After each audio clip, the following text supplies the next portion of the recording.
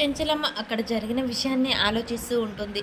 ఇక శ్రీరాములయ్య తనకేదో చెప్పాలని సింధూరని కలవరీయటం ఏంటి అని చెప్పేసి ఆలోచిస్తూ ఉంటుంది. ఈలోపే కేశవ అక్కడికొచ్చి, "ఏంటి చెంచలమ్మ ఇంత పొద్దుపోయింది ఇంకా పడుకోలేదా?" అని చెప్పేసి అడుగుతూ ఉంటాడు కేశవ. చెంచలమ్మ, "లేదండి, నిద్ర రావట్లేదు.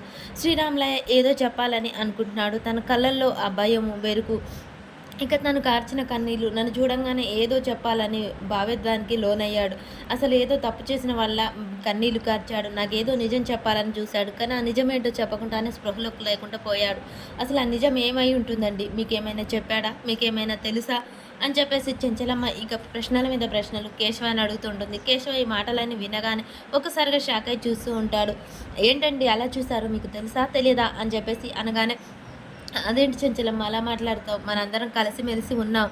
అందుకనే మనల్ని చూడాలనుకున్నాడు. ఇక మనం చూసిన ఆనందంలో కన్నీళ్ళొచ్చుంటాయి. లేకుంటే బాధతో మనందరం విడిపోయామే అనే బాధతో వచ్చుంటాయి. అంతే తప్ప అందులో ఇంకా నిజాలేముంటాయి?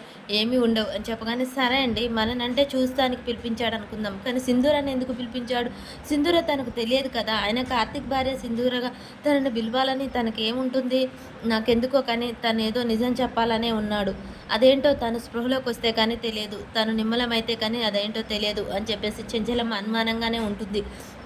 ఈ మాటలు వినగానే కేశవ ఒక్కసారిగా భయపడిపోయి, "చెంచలమ్మ నీకేం చెప్పాలి?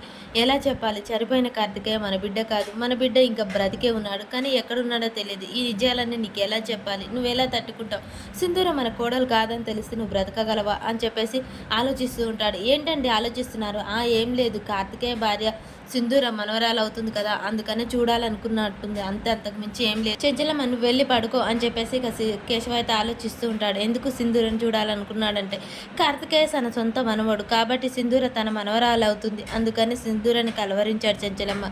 "ఈ నిజాన్ని నీకు ఎలా చెప్పాలో నాకు అర్థం కావట్లేదు" అని చెప్పేసి కేశవ ఆలోచిస్తూ ఉంటాడు. మరి సింధూరకైనా ఈ విషయాల గురించి చెప్పి నా కొడుకు బ్రతికే ఉన్నాడని చెప్తాడా? అసలు ఏం జరుగుతుంది? మరి ఆ బ్రతికున్న కొడుకుతోనే సింధూరకు పెళ్లి చేసి మళ్ళీ తన కోడలుగా ఇంట్లో ఉంచుతాడా? అసలు ఏం జరుగుతుంది అనేది ముందు ముందు వీడియోలో తెలుస్తుంది.